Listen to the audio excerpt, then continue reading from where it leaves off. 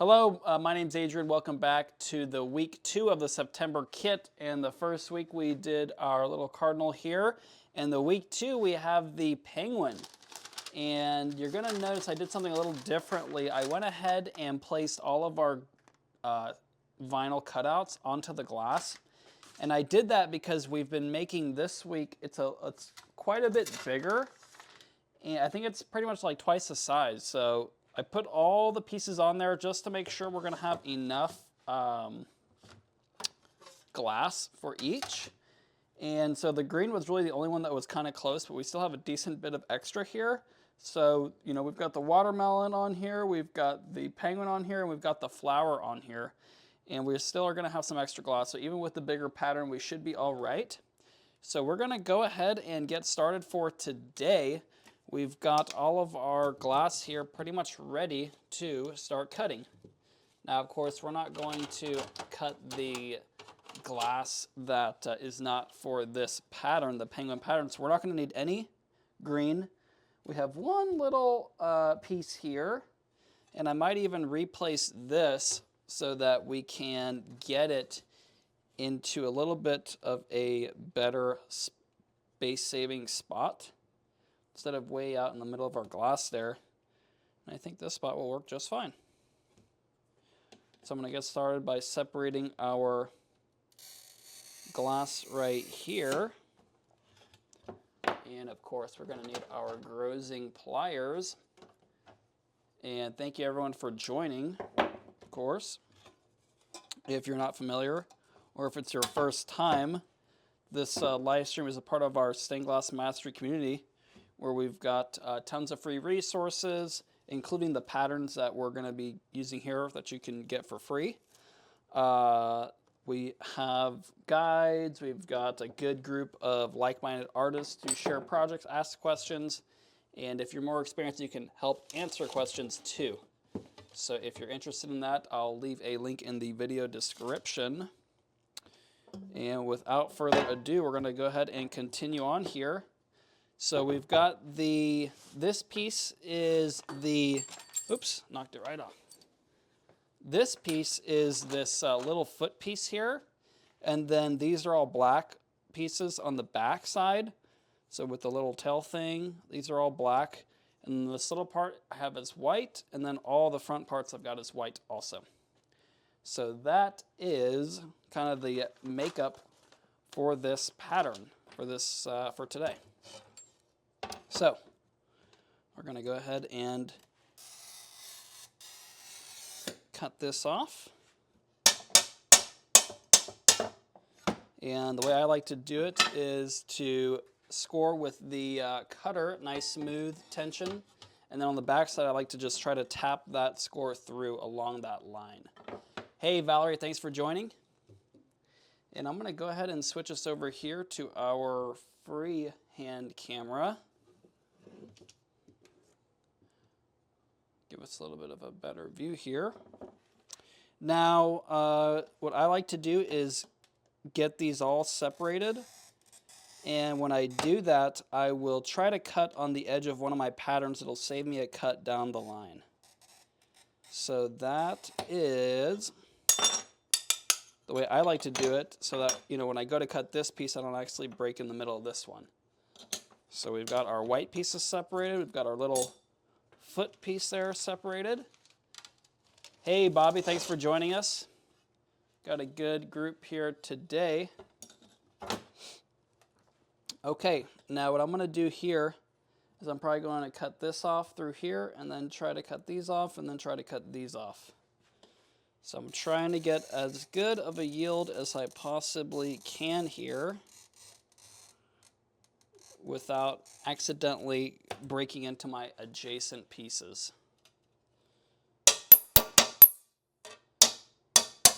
Because we want to save as much glass as we can. So this is how I kind of find to be the best way to do it. And then our last but not least, I might even see if I can kind of replace this. It might give us a little bit of a better yield. Let's see if I can kind of get it.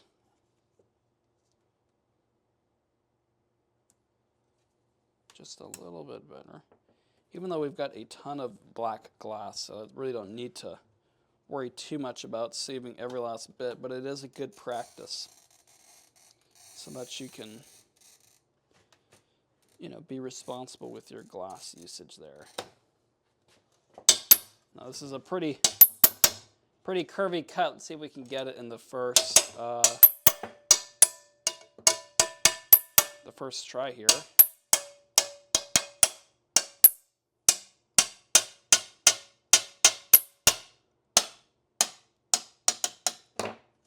And when it starts to kind of separate, I'll just sort of try to pull it apart. And we had a little bit of a miscut here. Let's see if we can replace this or if we're going to have to recut this. Oh, looks like we might just barely be able to replace this. See how it kind of didn't quite break along our score. Not the end of the world. I think we might just be able to barely use it as is, just with a little rearranging. So we got kind of lucky there on that one. So now I'm going to go ahead and separate this one. And we've got a few pieces that are black that have a few in there. Oh, we got some. Oh yeah, all the whites are separated, so it's just this one last piece here. And now we're ready to go through and score all of our pieces. This is a pretty simple pattern in terms of the overall, it's only, 5, 6 pieces? Let's see, one little tiny white piece there. 1, 2, 3, 4, 5, 6, 7, 8, 9 pieces. So that's a pretty, not too many pieces there. Now what I like to do is I like to go through and just score all of the glass and then go back and break them all apart with the grossing pliers. And I really like these vinyl templates. They just act as a nice sort of guide right up against that glass. Up against the glass cutter. You can just run that cutter right up against it, and it'll give you a pretty nice close shape there. Starting to get a little bit of shards there. I'm going to go ahead and get our little table brush and get this swept off. And then we will continue on here. Now this is a pretty, inside curve here. So what we're going to want to do is we're going to do one cut on the template. Okay. Then we're going to do another shallower cut in there. And we're going to do quite a few of these.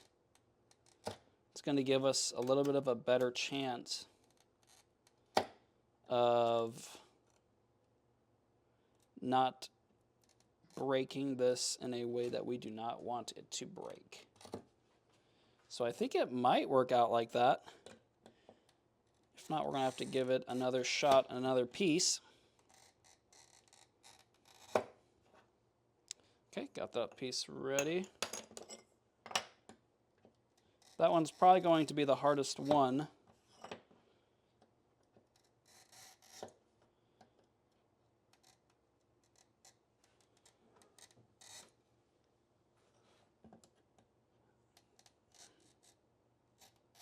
The rest of these curves are pretty gentle. I am going to go ahead and do the same thing here. Just do a few more steps. And what I like to do is sometimes take my stabilizing hand that's not holding the cutter, and I'll just push it along through with my, that thumb. That'll help me to keep a nice, pretty smooth, even tension all the way through. You want to try to avoid stopping and starting in the middle of the score as much as possible. Just pushing this all the way through. And we'll do a few more steps.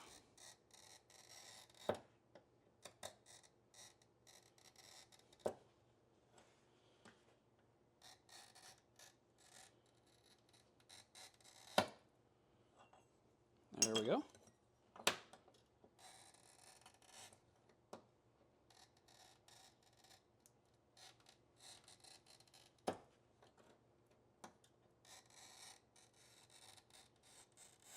Got it.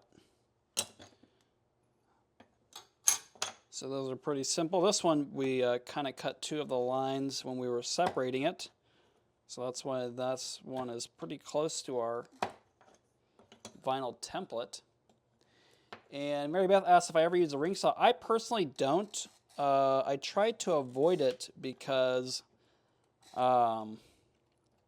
it's not as, you know, beginner friendly. It's kind of an expensive tool. So that's why I personally just try to not, you know, have to do cuts where you need that tool, especially not for these, you know, sort of beginner kits. And the other thing is for our studio, try to avoid the need to use something like that, because if you need to use a ring saw, it's possible that piece is not going to be very stable. So the same way when you go to break glass, like this is kind of the most unstable part. Well, I can still get that with the glass cutter, but if this was kind of a really weird thing, or it came to a corner or something like that, then there's a good chance that over time, especially if it's a bigger stained glass window, that it could break along that weak point, especially if it's sort of installed into like a building. Now, a tiny little project like we're doing here, you're not going to have that problem. But, you know, when we're talking about church windows, they're quite a bit bigger, and, you know, the pressure is sort of distributed throughout it. So, you know, from gravity and all that. So you're going to want to avoid having to make cuts with something like that for that reason. And Valerie asked, do I ever use running pliers or always the Grosers? Personally, I like the Grosers. The running pliers, they are good, but in my opinion, not as versatile. So I take that back. We do use the running pliers to cut like big sheets. You know, of course, we're not going to use the Grosers for that. You can either kind of cut it and then sort of separate it on the edge of your table, or you can kind of just bring the sheet off the edge, you know, kind of like that, and then use the score line right on the edge. Use the running pliers, I mean, right on the score line, on the edge, and so that's really the only time I'll normally use it. I just personally find that the running pliers, especially on a lot of these weird shapes, they're not going to be as useful. You know, you're going to end up reaching for Grosers a lot anyway. So personally, I kind of don't use them too often for that reason. I do have a pair here, I think. Yeah, I do have a pair right here, just in case I need it. I mean, it's just, you know, maybe I could try it on something like this. So it did kind of break off wrong a little bit. See that? Kind of hard to tell. Let me see if I can show you on the close camera over here. See, it kind of broke off wrong a little bit. So I personally just feel a little bit more comfortable with the, but we're going to keep that. It's not so bad that it's not going to be usable. Yeah, I just personally feel a little more comfortable with the, you know, the Grosers. But if you're cutting a little bit simpler shapes, I think you can get away with the running pliers and it'll probably be a little bit faster. But for what we're doing here, they're not super useful.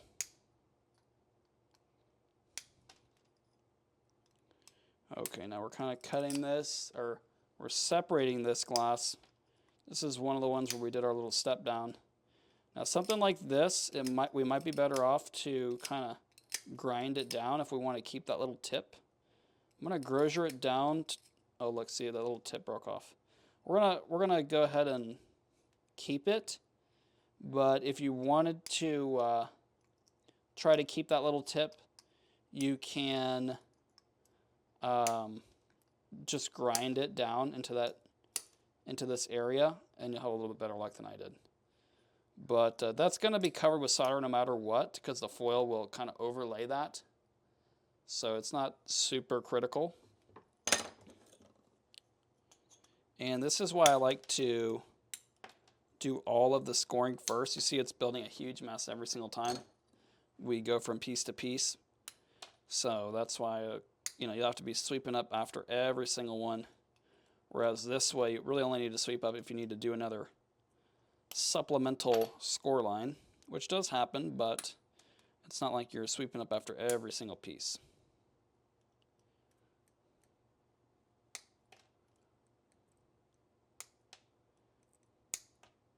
There we go.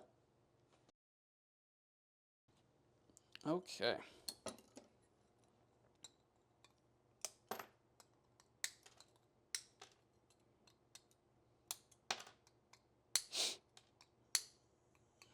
And if you don't get it perfect, it's okay. We are going to go back and use the grinder.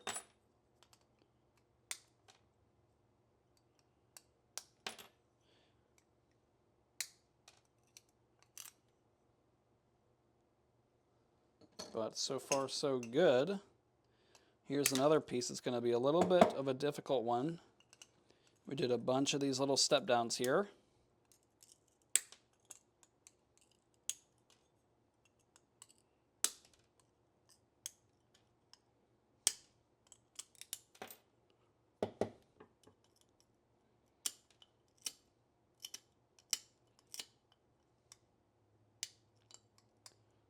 Just taking these down nice and slowly. This is going to be the kind of the weakest point here, right, in this curve. Now for this one, I am using the mini Grosers. So I've got the normal and the mini. They're good for these inside curves because the normal Grosers, see, they end up, let me loosen these up a little bit. They end up picking up a little bit too much glass when you're trying to do this curve. So the minis are a little bit more useful for that purpose.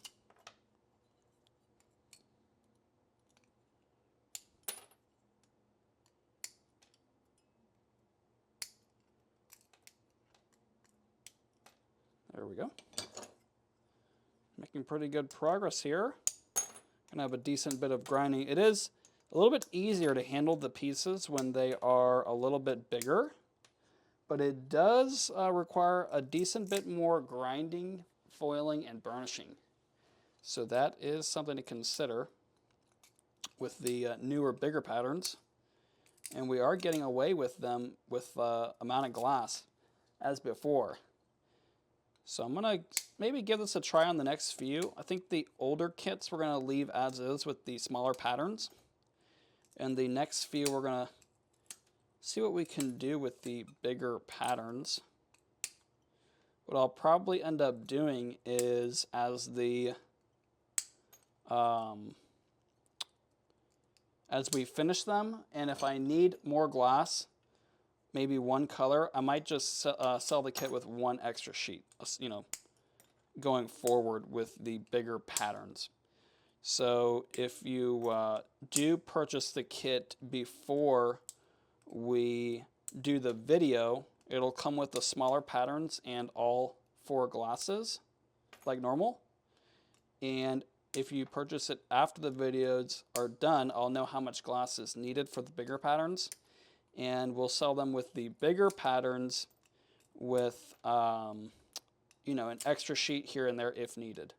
Like for this particular month, I probably would add in a second green glass because it is pretty close. We kind of barely are having enough. And if you make a few more mistakes than I did, it could be a problem. So that's kind of the reason why for this month I'm going to include a second glass, green glass. because quite a few of the patterns use it, the watermelon, the cardinal, and the little flower. So that is kind of what we're looking at. That's kind of the plan. So we're able to kind of slowly but surely just chew out those little pieces until we got our pretty deep inside curve there. And this is our last piece. This is the little sort of along the neck area. If you kind of look at the penguins, they kind of have that little white spot in their neck area. Okay, now this I'm probably going to cut a little bit because I'm trying to save that little tip there. So I'm going to do at least one straight cut. That'll give me just a little bit more leverage when I'm trying to remove the glass.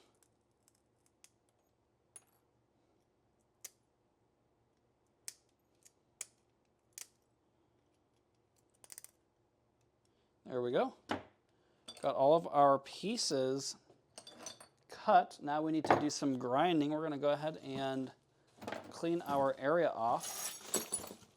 Get all that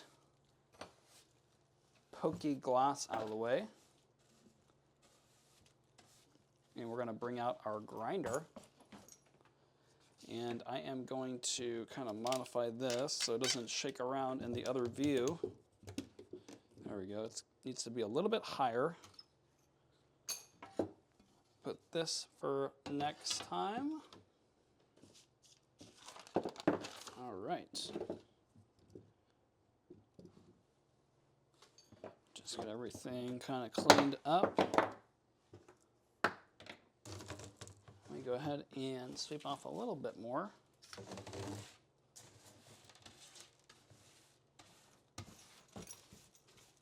There we go.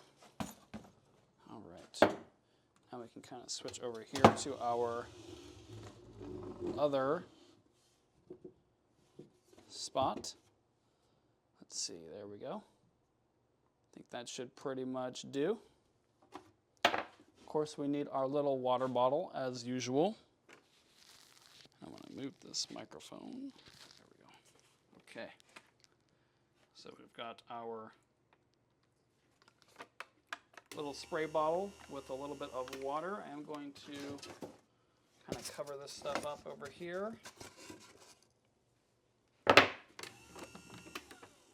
we are going to get started grinding all our glass. So if you have any little black area or, glass showing around the perimeter of the template, you can just grind it down. And this works out really well, especially for opaque glass. Now, if you did not want to buy the vinyl templates, you can print out the pattern and you can cut it out, and you can kind of glue the glass or the little paper onto the glass. That is one option. And sometimes if the glass is transparent, you can cut the glass right on top of the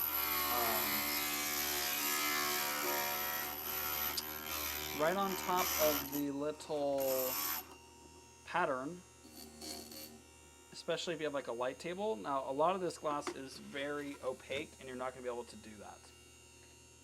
Now, what I am going to do, I do have this little 1/4 inch grinding bit here. I'm going to go ahead and finish all my grinding with this bit, and then I'm going to switch it out. And I've got a little bit to do right here. What I'm going to do is mark that so I don't forget. I'm going to mark that. And we are going to have a few spots where we're going to need to kind of do that sort of grinding. So we're going to keep track of that.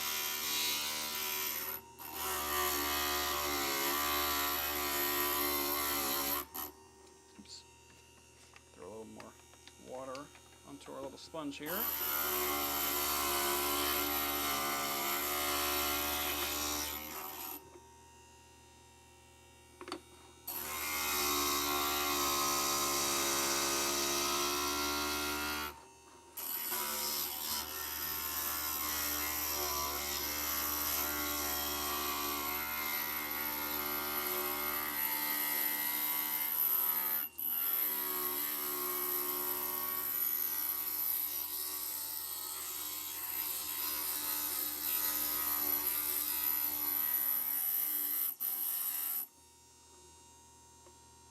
another piece here. We need a little bit more from the 1/4 inch. So I'm gonna, oops, try to mark that if I can. And it'll be pretty obvious when you see all the pieces.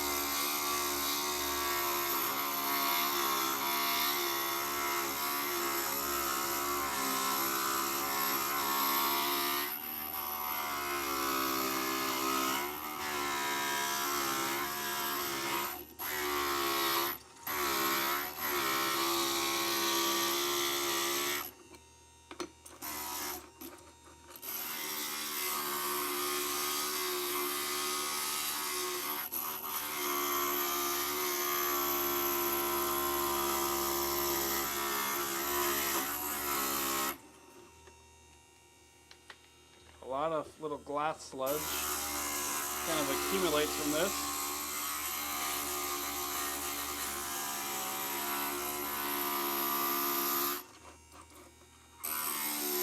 And I've had really good luck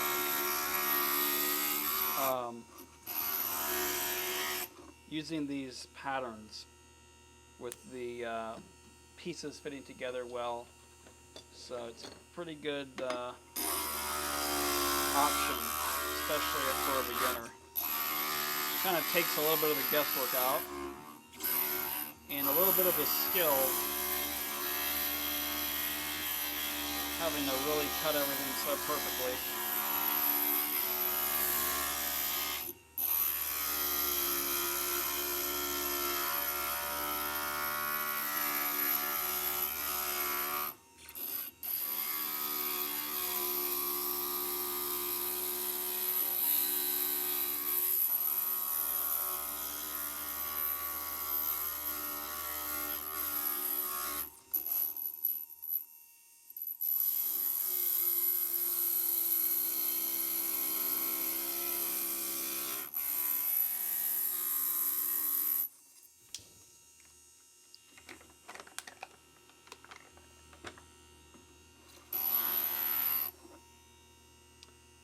And Mary Beth mentioned that she has a printer-friendly vinyl sticker and cut out the pattern. Printer-friendly vinyl sticker and then cut out the pattern. Gotcha. Yeah, so that's another good option if you want to get those sheets of vinyl, print the pattern on there, and then just cut it out with some scissors, something like that. So you can avoid having to glue them onto the glass.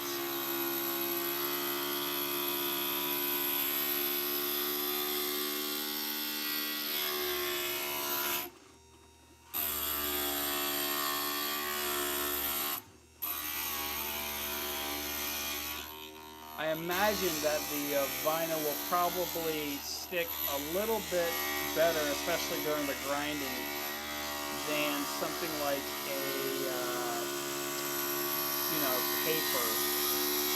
So that might be one advantage to using the vinyl, whether you buy it pre-cut or if you print it on a sheet and then cut it out. I think the vinyl will probably work better for you most of the time. And of course, after we grind them, I like to put them in little glass baths, trying to keep the glass on the edges from solidifying. That way when it comes time to clean them, it'll be a little bit easier to get that done.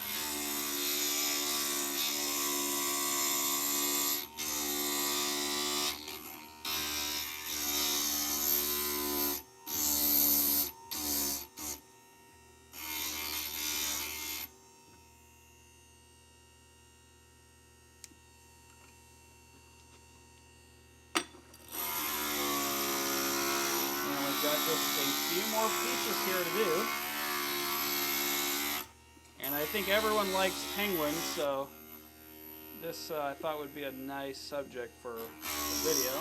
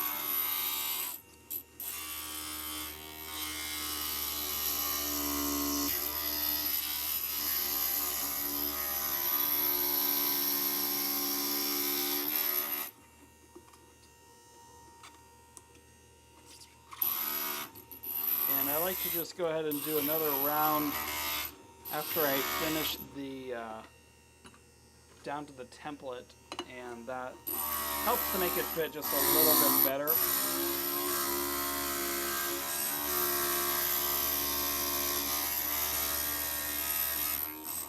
At the end of the day, everything we're doing here is by hand. It's not like we have a machine cutting the glass and everything. So if you give yourself a little bit of extra kind of room for error, it's going to help you out in the long run. And it's still going to look just as good.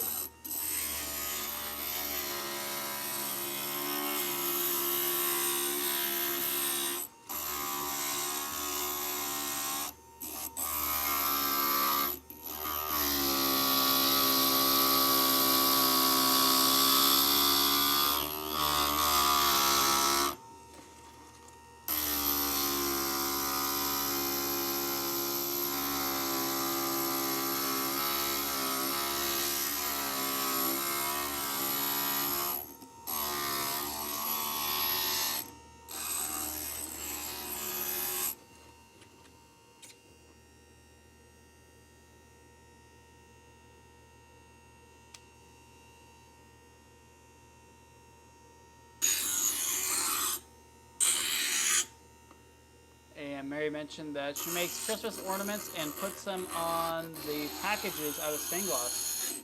Very cool. Yeah, that's a good idea.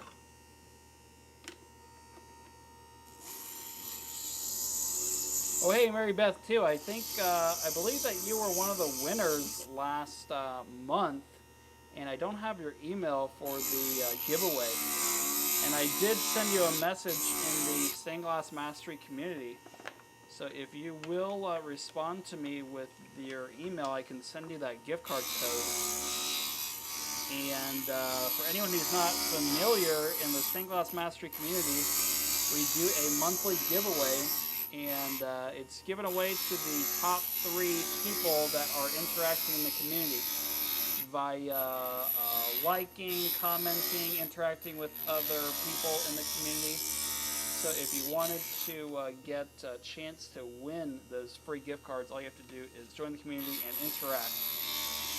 And you are automatically entered every single month. The top 3 people are, I send them the free gift cards. So if you're interested in that, that's another kind of fun thing we like to do. So now I do want to get this little grinder bit swapped out. Now, I know last time I for sure had my little Allen wrench, and it came in handy. It was exactly what we needed at the moment. And I'm hoping I still have it somewhere. Surely it couldn't have gone too far. It is one of those things, though, you really never know what I could have done since last time. And it's not immediately popping out at me. Let me see here. Make a little bit of space here.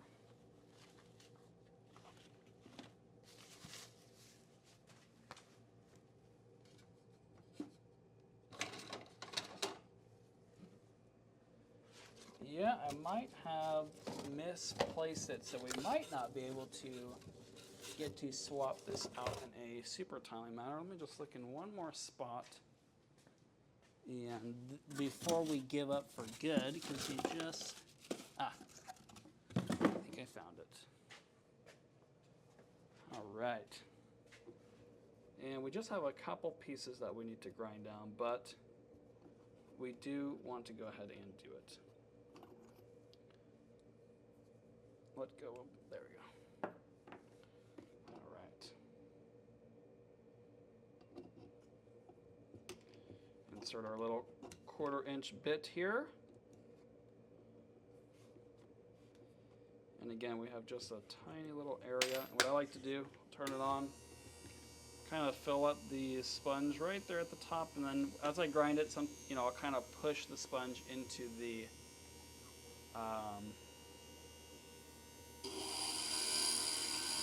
bit to keep it kind of saturated. And before you know it,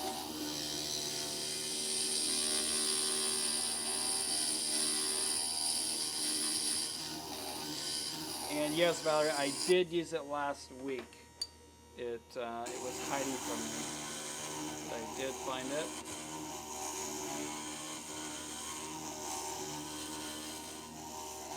There we go.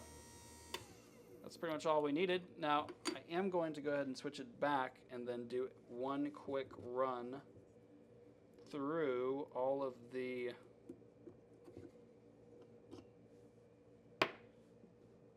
edges, and then we're going to stick it into our little glass bath. So that is our plan.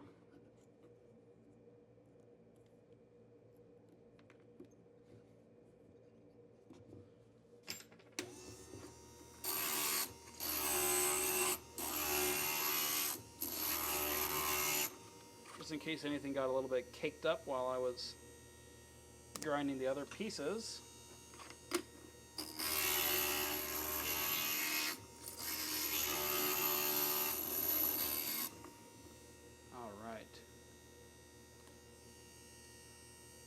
And Mary mentioned that I should tape it on the back of the grinder. I'll know to find it. That's actually an excellent idea.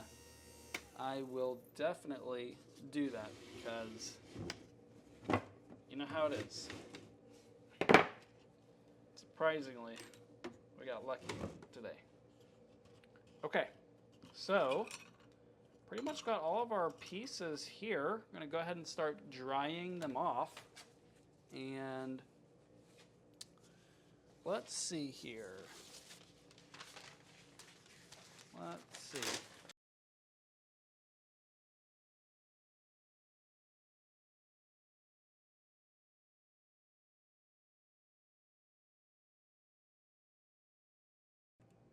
Okay, looks like we should have everything here.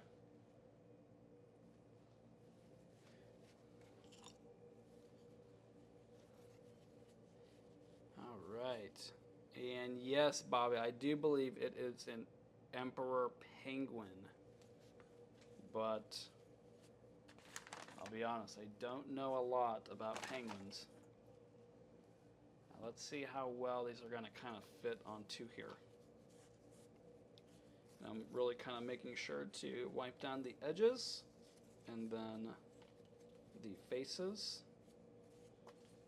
And then we will put it onto our pattern here. There's the arm, the flapper.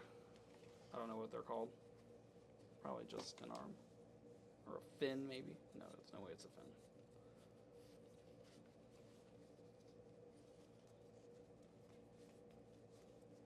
All right.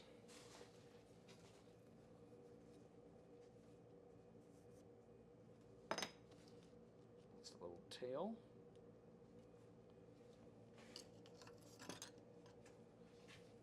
Right here we have one of the front belly pieces.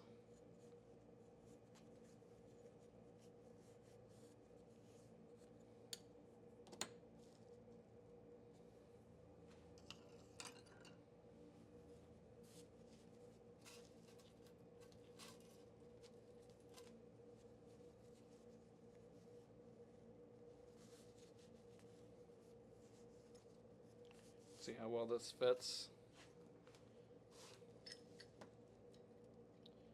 I think it fits pretty good. This piece has a few rough edges. I'm going to go ahead and just touch it up on the grinder really quickly.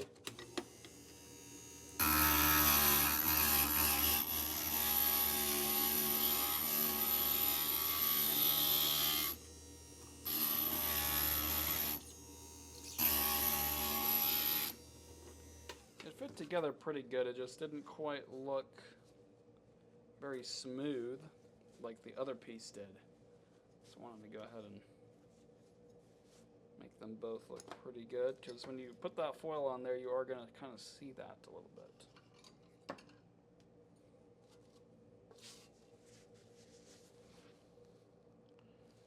so far so good for our penguin.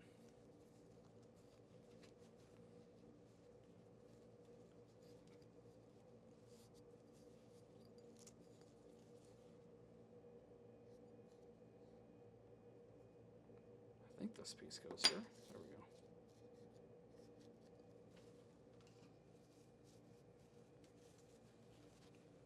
This one's really not too bad, I think. Last week we had quite a few pieces. It was, let's see, 1, 2, 3, 4, 5, 6, 7, 8, 9, 10, 11, 12. About the same number of pieces, actually. I don't know why, this one just seems to be a little bit easier.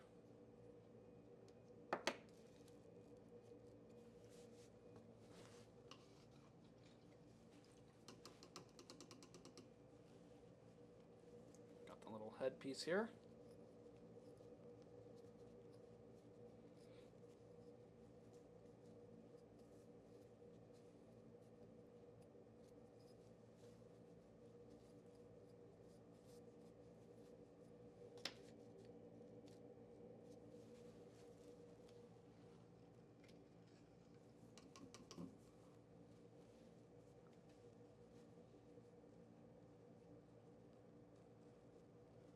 And Mary mentioned that the piece by the cheek could be orange or red. They have an orange marking in real life. Ah, that's very interesting. I did not know that. I was thinking about maybe making the beak into an orangish piece. I think they might have an orange beak, but I actually wasn't sure, and I didn't think it would really show up too well. It kind of tapers down to a point, so I was a little worried about it not showing up so well. But I do definitely believe that the little feet are kind of orange. So put a little orange feet there. Alright. Pretty much got our penguin all ready to start foiling. So I'm going to put this rag aside. It's a little bit wet. And then as we go through with the foiler, we will kind of just check it over, make sure there's nothing outstanding that will compromise our foiling job here. Go ahead and move all our pieces off the pattern. Everything was fitting together quite well, so I'm pretty confident that we're not going to have any problems whatsoever. And we will begin our foiling. We're going to be using the black backing today. Go ahead and snip a little bit off.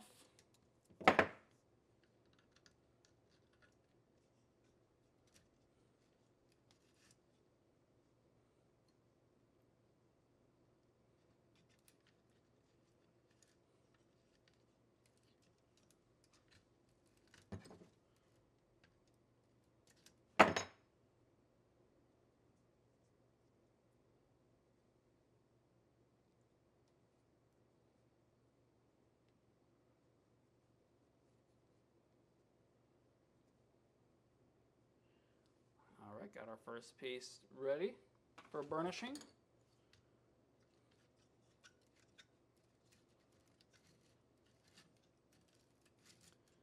And these are all pretty decently simple shapes, so nothing too crazy here.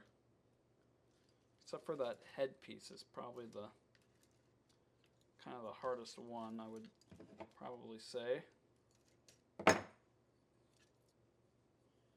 And even it's not too bad. At least when it's bigger. Now when we do have these inside curves, I like to take the little fit here and kind of gradually work it down like this. This kind of helps not to get any little tears in there. And this is a fiddlestick fid. I like it. Comes with the Magna Foiler, and I've been enjoying the Magna Foiler. It's been working out quite well, I would say. Pretty happy with it. A little bit of a learning curve, but now, you know, I think that it's pretty much earned a place here. So try to make sure that if I see something, you know, I like it, that I'm actually using it too. And it definitely is deserving of a place here.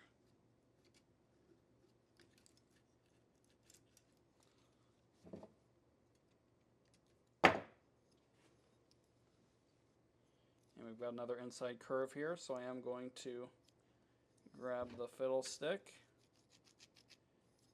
and just kind of work it down. And this is a pretty sharp inside curve and no tears. Yet, anyway. We've got the other side to do still. Let's see how it goes.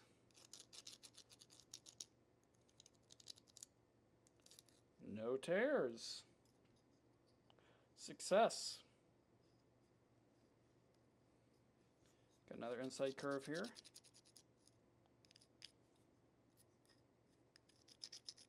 And no tears.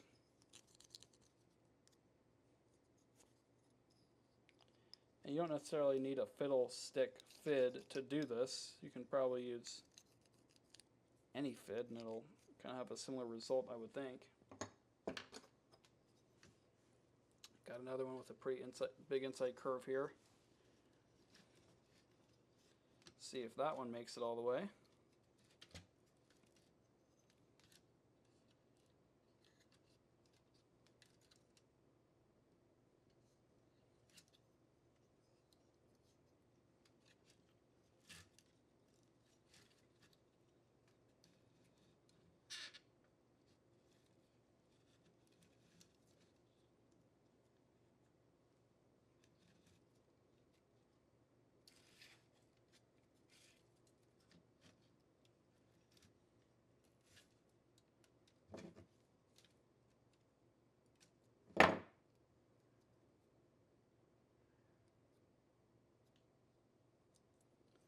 There we go.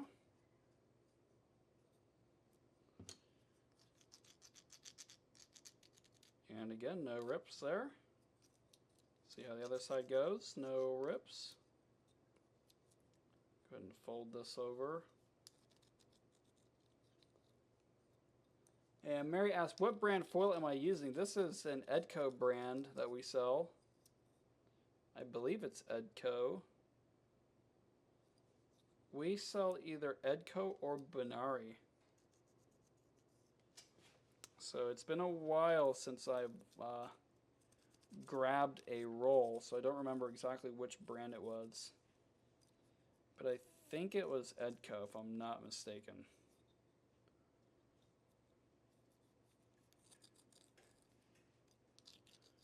I've had pretty good success and results with Edco. I like it.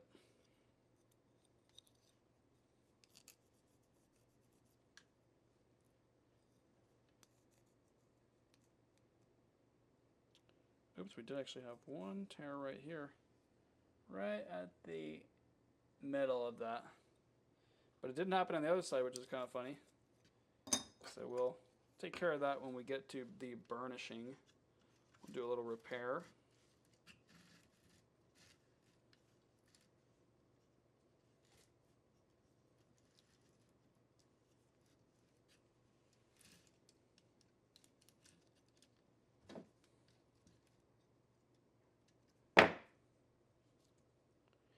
And especially when these shapes are really simple, this foiler really shines. You can just run that piece all the way through and you get a really good, even reveal both sides. Really been happy with it.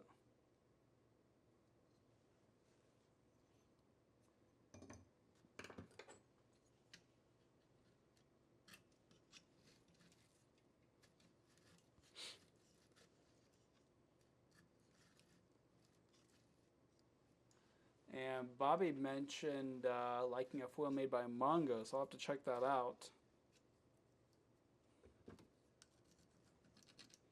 Never heard of that, Mongos.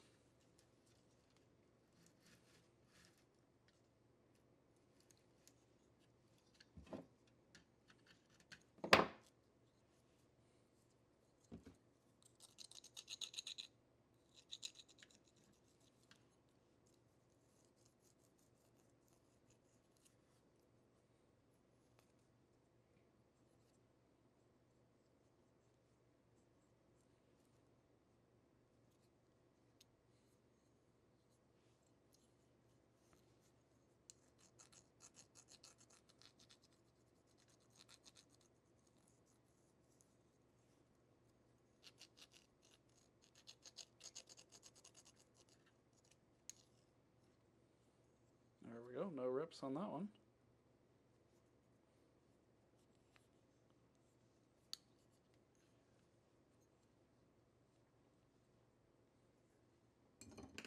Got just a few more here, then we'll be on to the burnishing. Now this one's got a pretty sharp inside curve there, so we're going to see what happens with that one.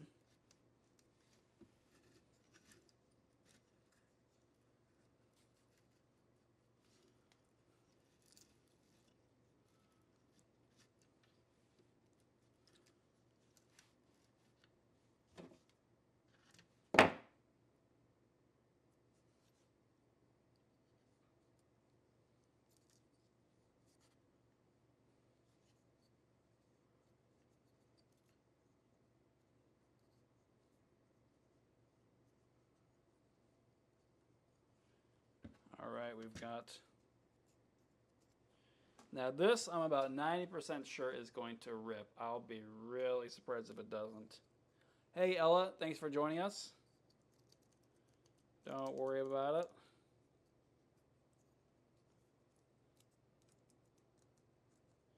So there's a small rip right there, which is not bad, all things considered.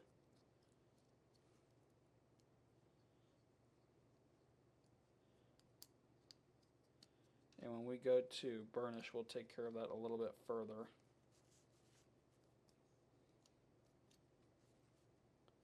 There we go.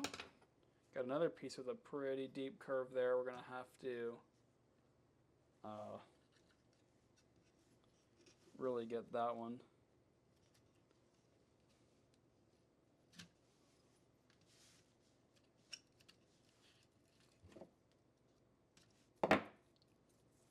I'm actually going to probably start on a different spot instead of on that curve. Bit of a hard time getting it started. There we go. Getting a little bit of this foil backing all jammed up.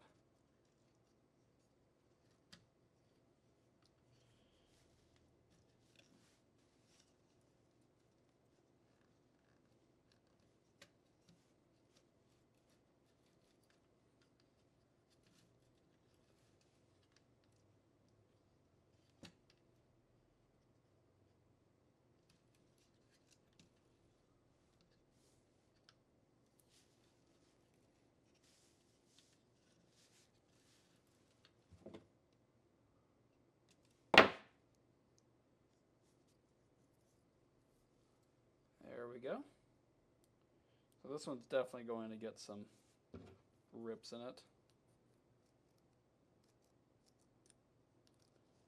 It's just way too sharp not to. Not the end of the world. Nothing we can't repair.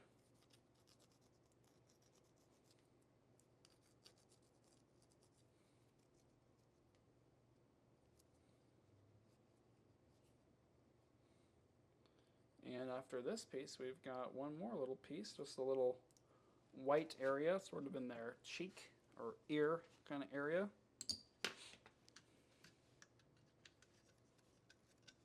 Or at least I don't know if they have ears, or where their ears are at. Kind of where a human has ears anyway. And the sides of the head.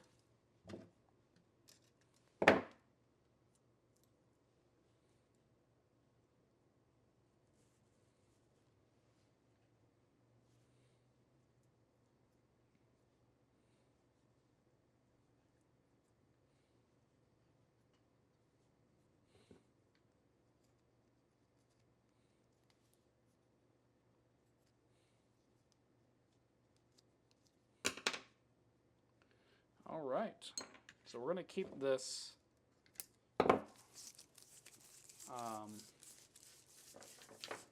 all the backing we used. Makes pretty quick work of it.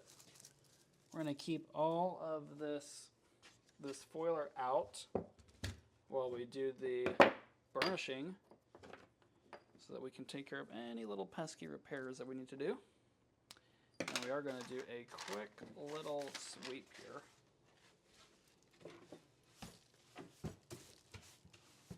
You can hear a lot of little little specks going right straight into that trash can, which is where I prefer it instead of into my hands here. That's always ideal. So of course we're going to do the edges first. We'll lay it flat and then we'll do the faces. And we're going to be paying extra special attention to these really deep curves.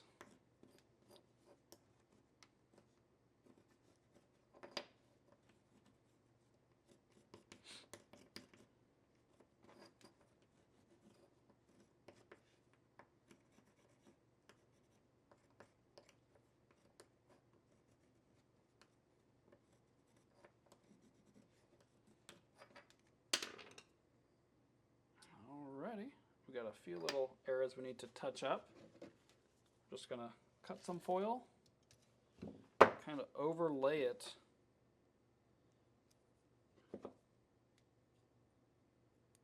And then we're gonna burnish this down and kind of cut it to size.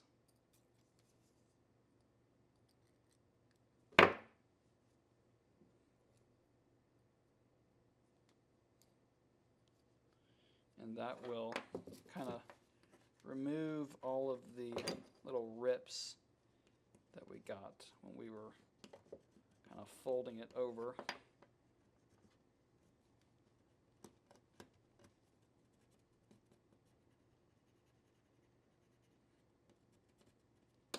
After burnishing, we'll just take our little X-Acto blade and just cut it right along the same sort of crease that the original foil was. And you should get a pretty good kind of, you know, like a single line of foil. Just take your time with it, because this is kind of where the edge of that solder is going to be. It's going to be really obvious if it was kind of sloppily sort of cut there. So there we go, nicely repaired foil, ready for solder. So we'll go ahead and set this aside. And yep, yes, Ella mentioned that the little specks hurt more than the big cuts sometimes. That is true. Kind of hard to see them, and then if you can't get them out, they'll bother you for a long time. Mary, does the foiler come on the base plate? Yes, it does. The sort of the whole package deal here, and it comes with a little fiddlestick too. And I would say that I do recommend it at this point. It's pretty good. It's less set up than the old foiler. I would say that the old foiler, if you already have it set up with the you know, the foil caddy and everything, that works just as good. Maybe a little bit better in some ways, a little bit worse in others. I would say that it works better in that the smaller pieces are easier to run through it. And some of like the weird shaped pieces can be a little bit easier to run through it also. I would say it's worse in that it's not really a nice finished product. You know, it's not shipped to you ready to use. You have to do some assembly, and so that can be a little bit of a hassle. So if you don't want to kind of DIY that foiler together, then I would say this little Magnafoiler is better. And yeah, Ella, I liked it a lot too. It really does work great. Just as far as trying to get it in the hands of people, if it's not going to be as polished of a system on the front end. But honestly, not a bad option, and I think it would be cheaper too, overall.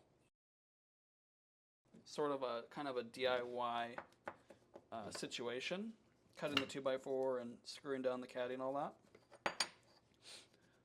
But certainly still a viable option. And maybe something we'll bring back from time to time.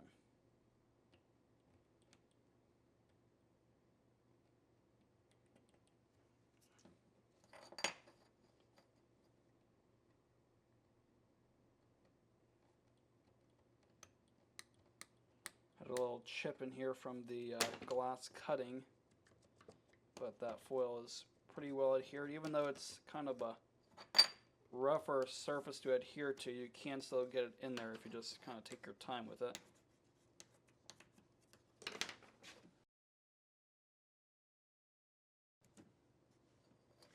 And Valerie asked if I got links for the foilers. I do have links somewhere. I know. I'll have to check to see if I've got it in the. I know for sure in the Stained Glass Mastery community there are some links. I can post them in the chat here before the date is up. And Ella mentioned if a 3D printer could print a more polished system for the old system. Yeah, you know, I think you're probably right. I actually thought about that. It was just, you know, so many things going on right now. I know for us, our studio, we've got probably about, let's see, what month are we in? We're in September of 25. We easily have about a year and a half of projects that, you know, with the current capacity of people we've got employed. So that's been keeping me super busy, trying to sort of prototype a product and all that. There's really not in the, I guess, in my bandwidth right now. But it was something I was thinking about, and I'd like to do probably eventually, to be honest with you, because I did like that idea.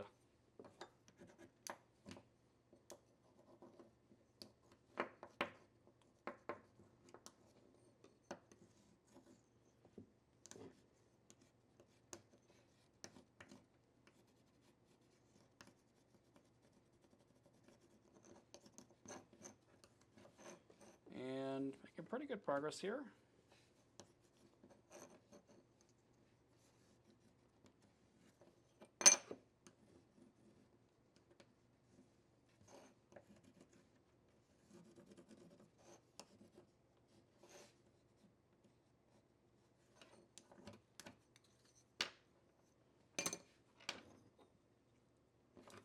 And another thing you're going to want to watch out for is the start and stop point. Whenever you're doing the overlap, if it's not quite perfect, you might have to do a little bit of trimming on that foil to get them to sort of line up. And I did see a spot right here on this one. I'll put it up on the close camera. We can kind of check that out.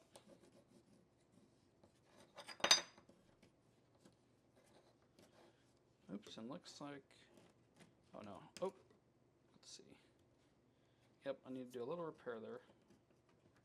Kind of pushed it a little bit too hard and severed that foil.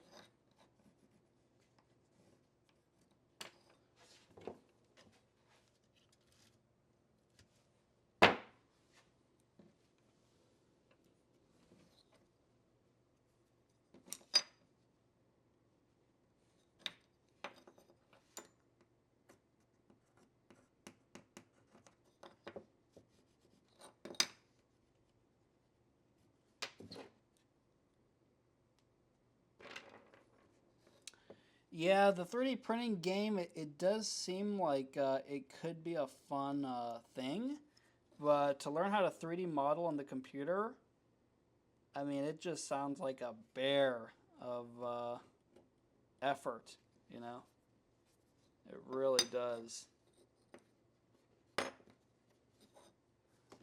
And I am just really hesitant to get into something new.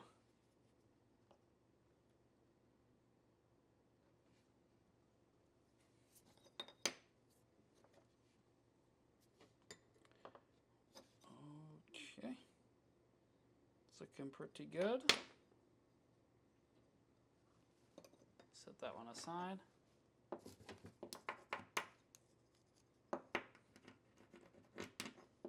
I do actually have one friend that is doing some 3D printer stuff, and I think he uses a program called SolidWorks, and those, I think it's SolidWorks. It might be something else, but I know that those softwares are super expensive too. I mean, probably there's some free ones too, I'd imagine.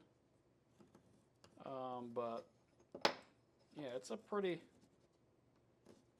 robust ecosystem they're kind of building out with the 3D printers.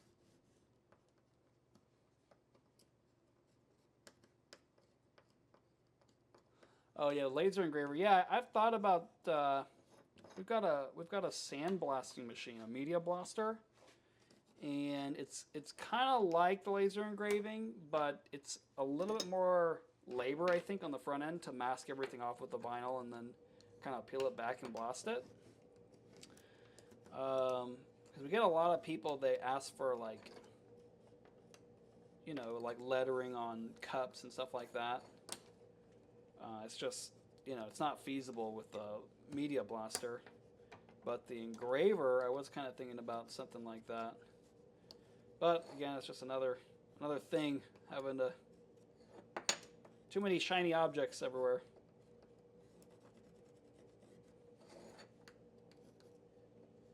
So far, I've been pretty backed up, trying to make sure to make it here every week, get the live stream going, and got some other kind of projects ongoing, sort of working on a lot of stuff, trying to keep it all afloat.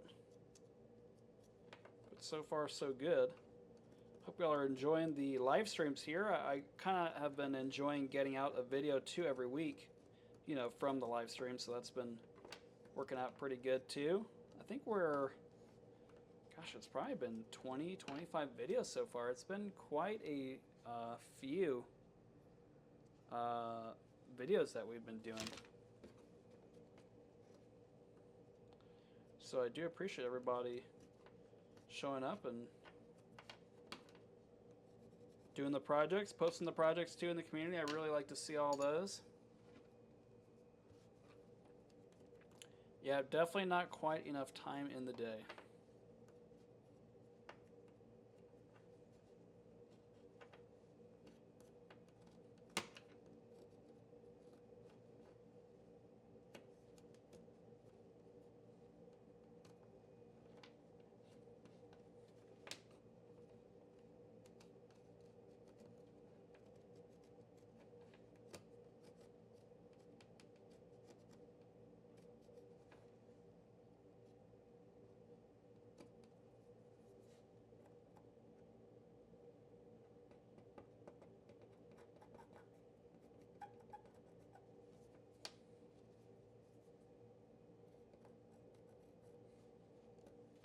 There we go. That's our last piece. We're pretty much ready to start soldering. I'm going to go ahead and tap on our iron.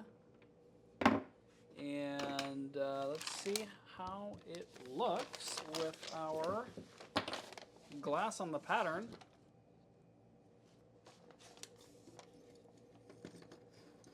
Awesome, Mary. I'm glad that you've enjoyed them. And hope to see you at the live stream today, Ella.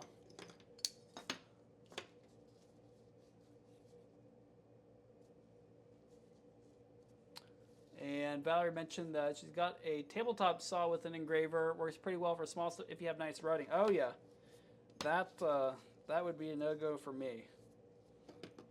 I've got the worst handwriting. That would be a real skill to be able to sort of do it by hand.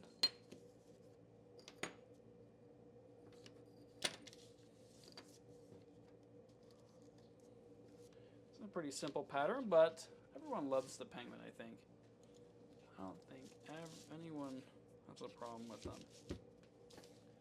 And we can see how well everything fits together. I'm pretty happy with this project so far. Honestly, a pretty quick one. It's only 3:15. Been at this for about an hour, 15 minutes. Last time I think it was at least 2 hours. It was a little bit of a harder project. This one's a little bit easier in terms of the time, at least. And I really like the way it's looking. Let's take a quick look. See how our pieces are all fitting together. Looks pretty good.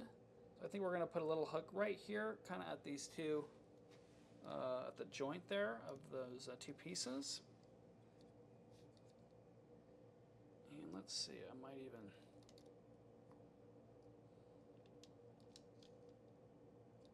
see if we can get a decent angle here. There we go.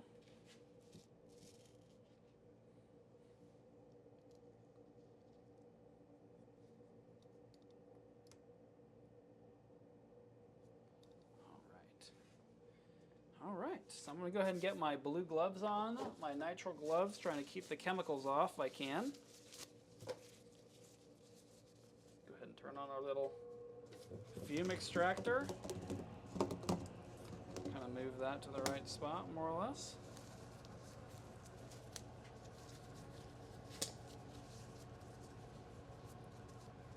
And what else do we need to grab here?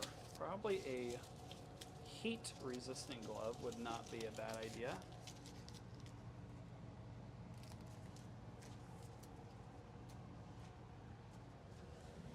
Let's see what we got here. Mary Beth mentions behind our projects. Son came home from the hospital Thursday. Oh, sorry about that, Mary Beth. Hope that everything's all right with your son. Glad that he's home now, at least. And hopefully you're able to have a little bit of stress relief on this Sunday. And our iron's getting pretty hot already. Go ahead and grab our stuff here. Do a quick little wire brush off here.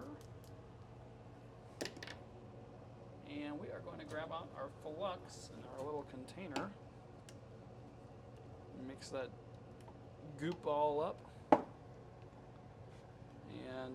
oops, it's kind of dripping everywhere. I'm just going to sort of tap some little bits of flux on the joints to get started. And I definitely moved this around a little bit, so I'm going to spend a second trying to put it back in the right spot.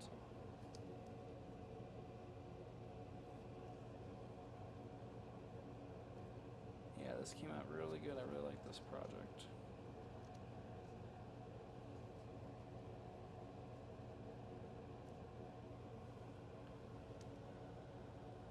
There we go. That will do.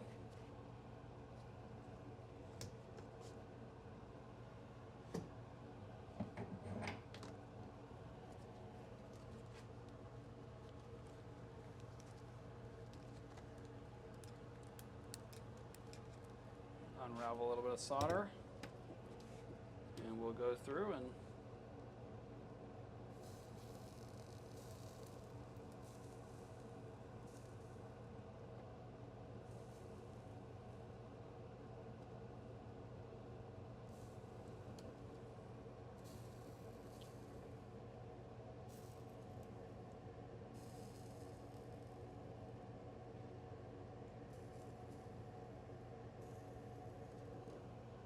there we go. Got this all tacked together. Now it's going to be a little tricky from the way I put this on here. I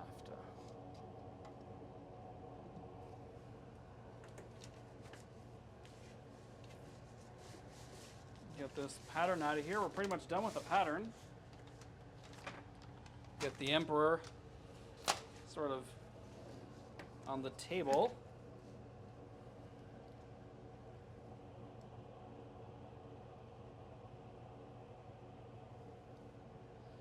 And Ella asks if it's real important to tack solder the joints first. Honestly, it's not that important, but the reason why I do it is because I like to put it on the pattern, and sometimes the heat of the pattern can, what's the word? It can sort of melt, that pattern down, and I'm trying to avoid that. So that's why I use the pattern to kind of put all the pieces in the right spot, and then after I get the little joints tacked, soldered together, I can slide that pattern out without messing up all my pieces, and then we can move on to the soldering everything. So really the only reason why I do it is so that I can move the piece off of the vinyl pattern in case I wanted to do it again.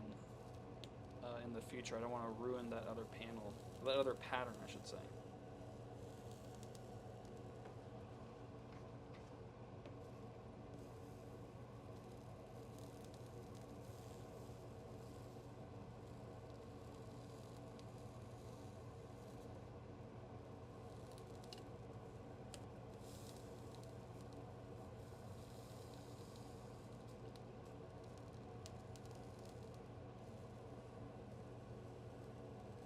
So I'm just doing a nice little bead here.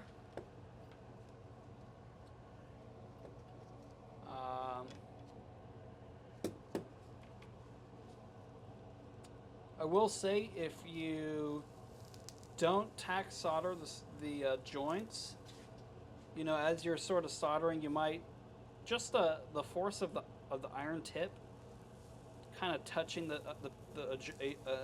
touching the adjacent pieces will potentially knock them out of the proper alignment. So that's probably another good reason to tack solder.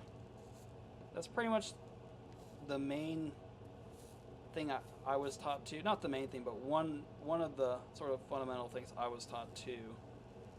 And I think that if you try it out without tack soldering, you'll probably start running into all the reasons why they tell us to do it.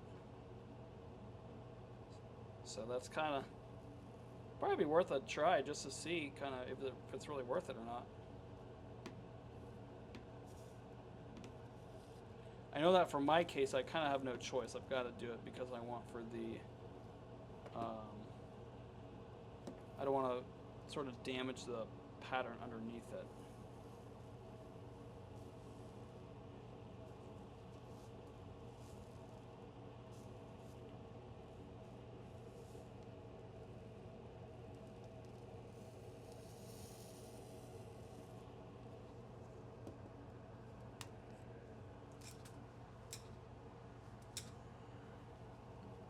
And these bigger panels, they definitely use up a little bit more solder, that's for sure.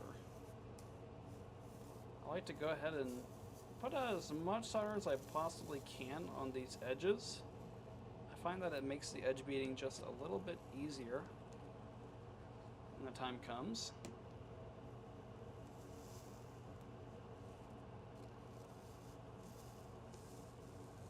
Because you'll already have a decent bit of material on there ready for to spread out all along the edge.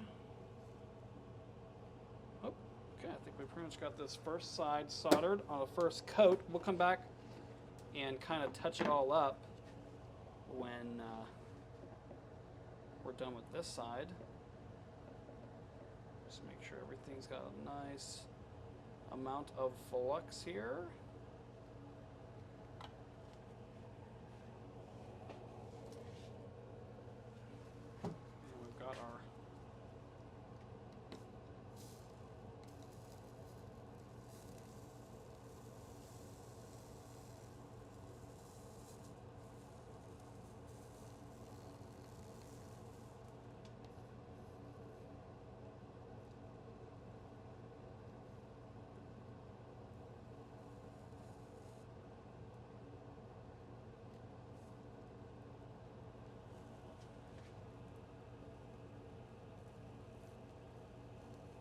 Try to get this solder looking as good as we can. This will kind of be our finished coat here on this side.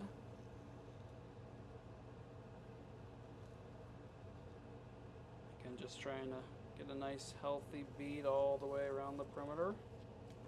That'll make that edge beading just that much easier for us.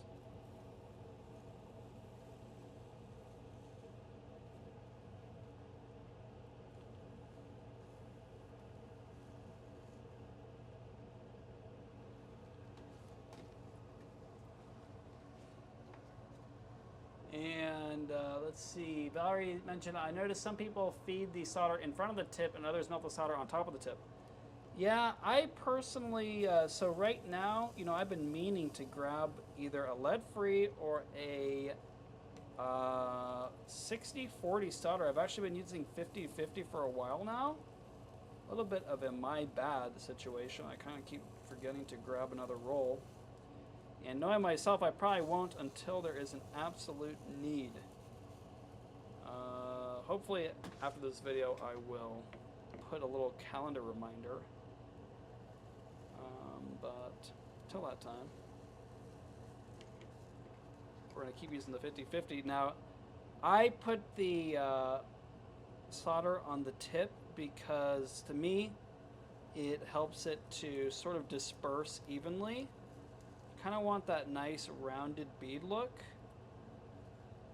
and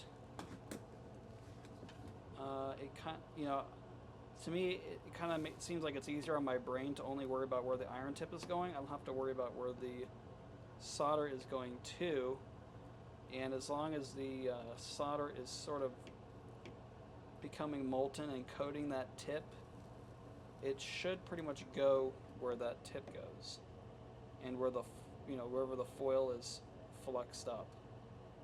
So that's the reason why I kind of do it like that. But whatever works for you, I give it a shot both ways, and do what works best for you. There's really no wrong way.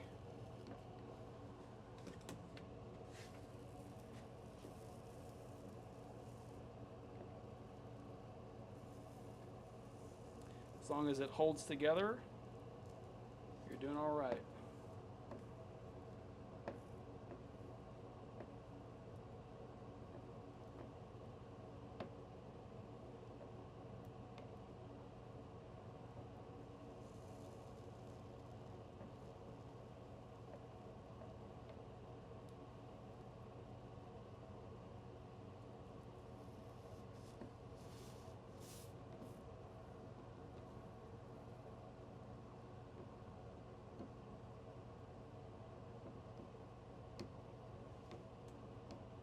Okay, let's see. I think that we're going to go ahead and put on our little wire. So let me grab the little roll. And let's see here. I'm going to make a little loop. And I think today we're going to kind of mount it inside of this foil run. So I'm going to probably do just one little turn here, and then I'm going to try to shape this to the actual shape of the solder.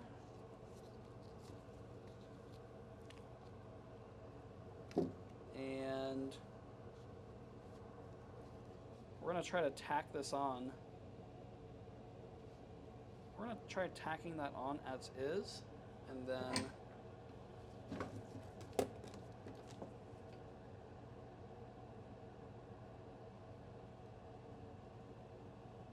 kind of manipulate the wire if we don't need to hold on to it.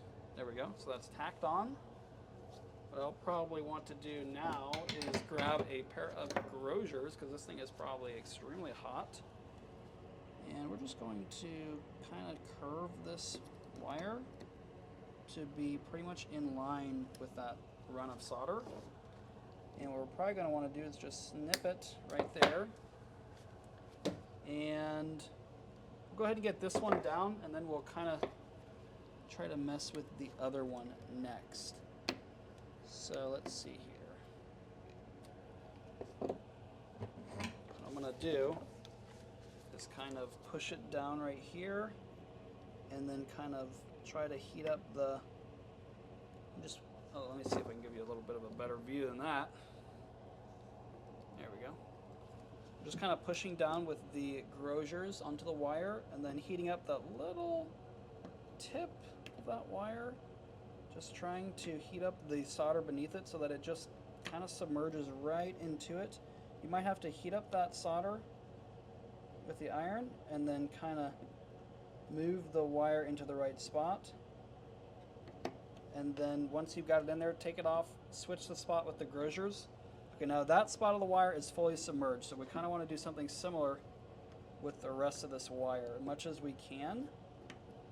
What I'm probably going to do is just heat it all up, and then see if we can kind of push the entire thing down into it. kind of applying force down onto the wire as I heat everything up. I can kind of feel it dropping into that solder. And that's pretty good. We can always do a little bit of a bead on top to kind of round it all over. And now that we have that side all holding on, we are going to do the same thing on the other side.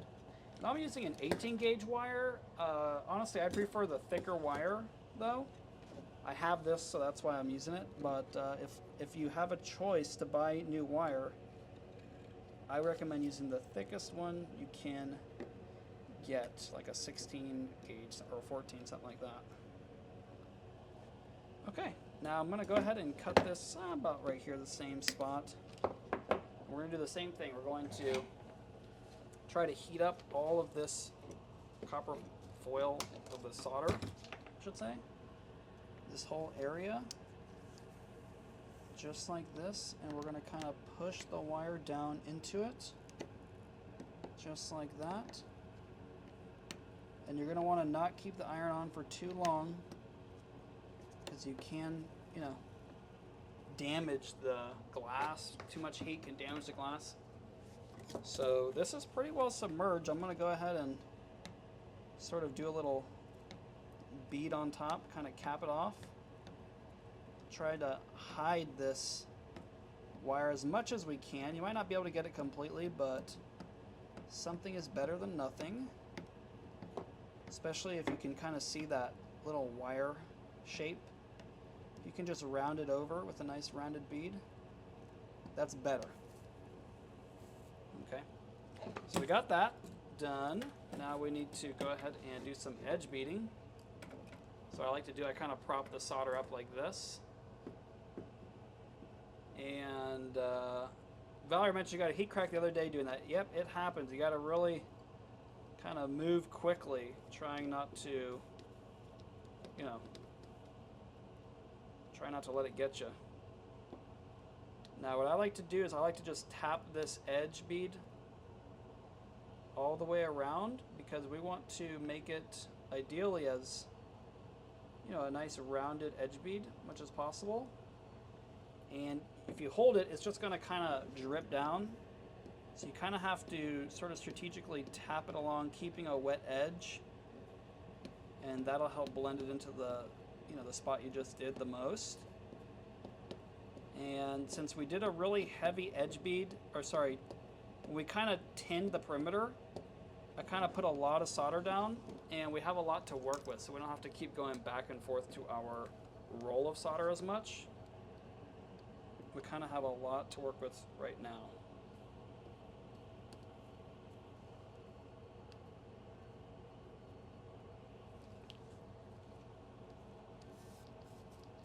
Now there's not much right here to work with, so oops. And definitely need your heat-resistant gloves here. You're gonna be really in some pain if you don't have them. And the ones I've got, the solder kind of just drips right off of it. So that is pretty helpful. I'm going to actually move this a little bit more over here so you can actually see what I'm doing here.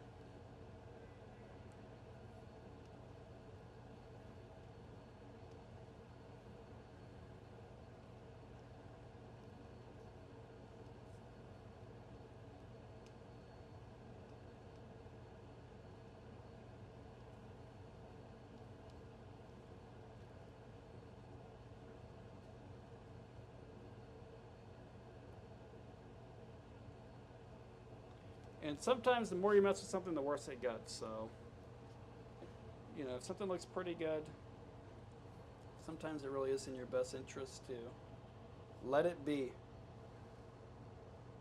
Like that, I think it's Paul McCartney, right? Let it be, let it be. All that stuff.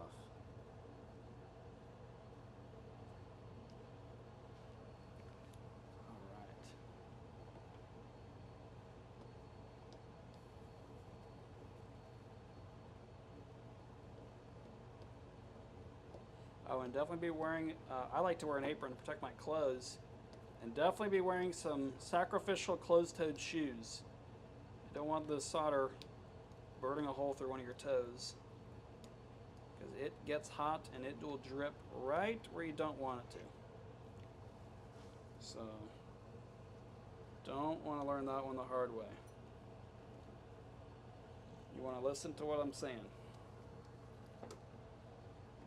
And even I will definitely not try to work without all of this stuff. It's just not worth it.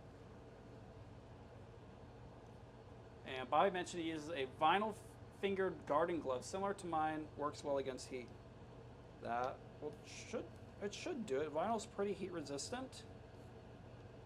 I don't even know what material these are. These are honestly, just kind of some gloves I was able to source pretty inexpensively. And I mean, definitely the heat will catch up, but it's not so hot that I can't hold this thing.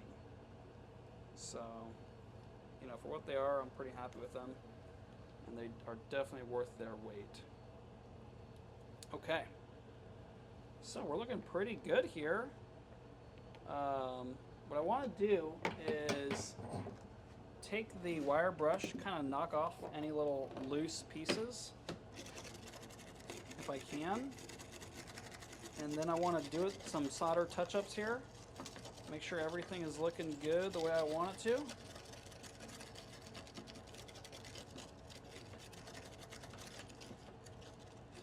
Go ahead and do this on both sides. And I'm just using, I believe, a stainless steel brush here. Wire brush. And I've had this one since the inception of our live streams here, so they don't really wear out. It's a good tool to have. There we go, got a lot of those things off. I'm going to take off this little, got a little droplet right there in the end.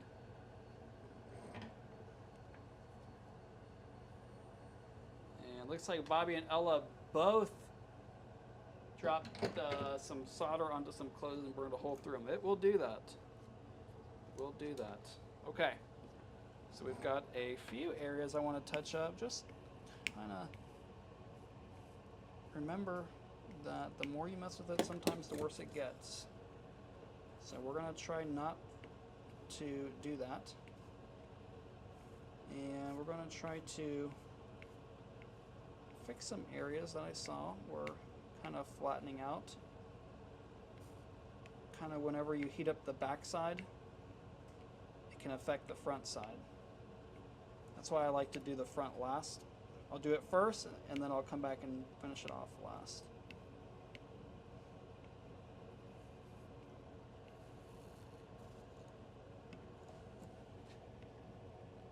And we've got a few kind of random little stragglers here. We're gonna melt down, smooth them out onto the Emperor. And we've got a little bit of a flat area here, and I think this will be the last thing that we kind of touch up.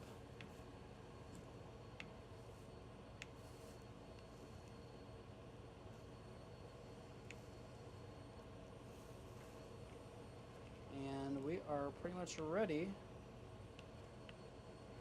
to do the patina. Pretty much onto the last step here.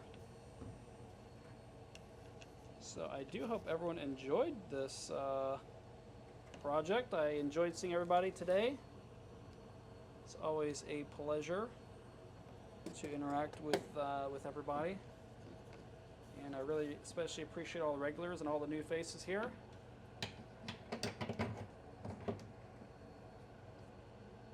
And we are going to get the soldering iron off. Don't forget that, of course. I'm going to do one last wire brush here, get off any loose pieces as much as I can. Got a few more drips here. And we are going to get out our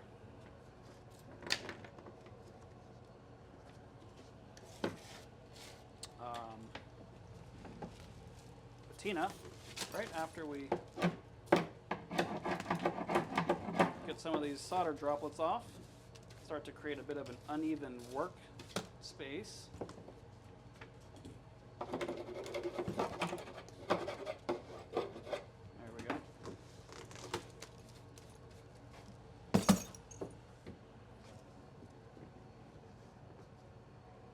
for our finishing here.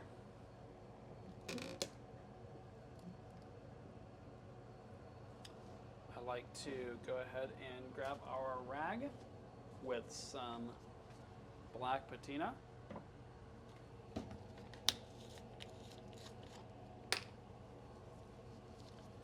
And we don't need the heat-resistant glove anymore.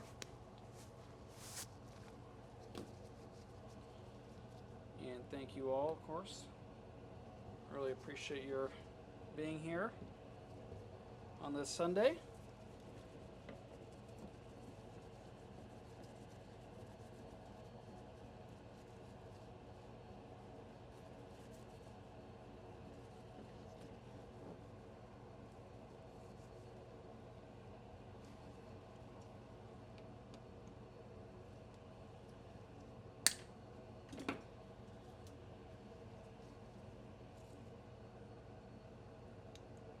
We don't have to really overcomplicate it here. I just like to get some patina and put it on the rag and put it on the panel.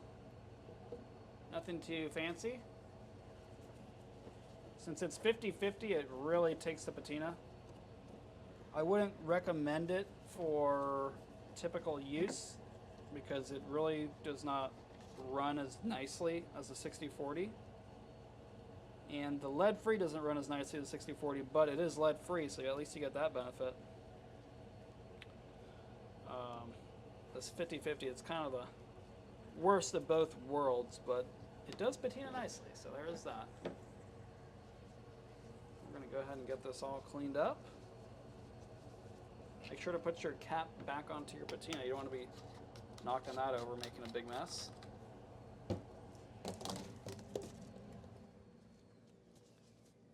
Get this thing all cleaned up.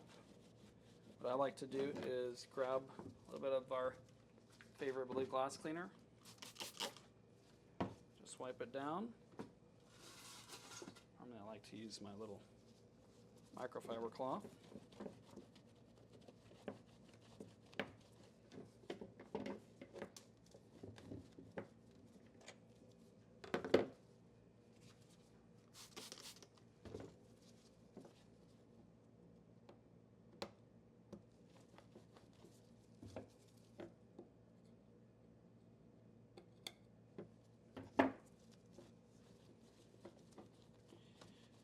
And with that,